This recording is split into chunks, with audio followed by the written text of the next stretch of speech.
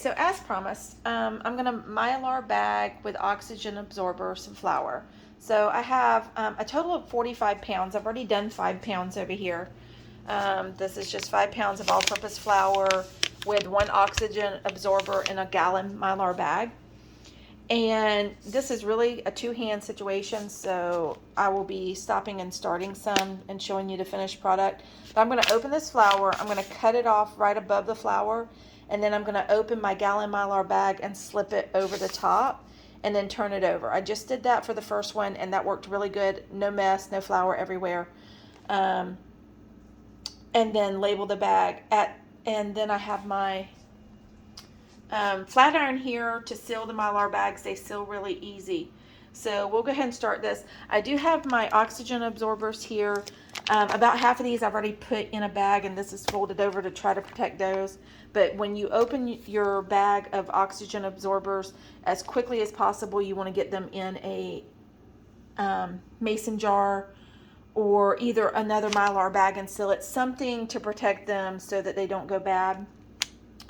And kind of a misconception is you're not going to get a vacuum seal kind of suction with these oxygen absorbers.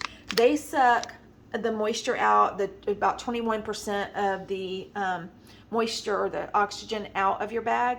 You're still left with about 80%, 79% of the oxygen in there. So, but that's not going to hurt your food. It's going to allow for safe storage.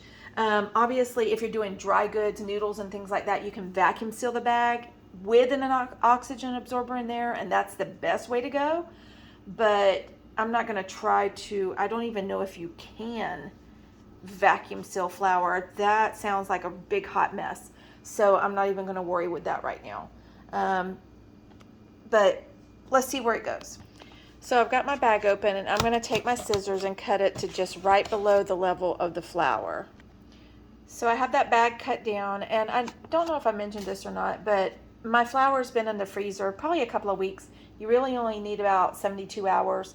It kills any bugs that may be in here, because just about any flour you buy from anywhere, whatever brand, is going to have weevils, or at least the larva of weevils in it. So the freezer kills all that and allows for safe storage within the Mylar bags. So I've got this over the bag, and you just kind of slide it down, and then I'm going to flip it over and slowly slide the paper bag out and leave the flour in the Mylar bag. And as you can see, that made very, very little mess. I'm all about no messes.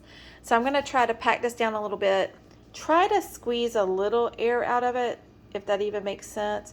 But I'll also wipe off the inside of it just to make sure I get a good seal. So I'll get a paper towel and wipe the inside of that.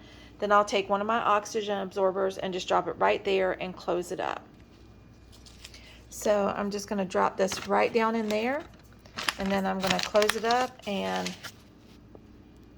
seal it. And sealing it's just as easy. You just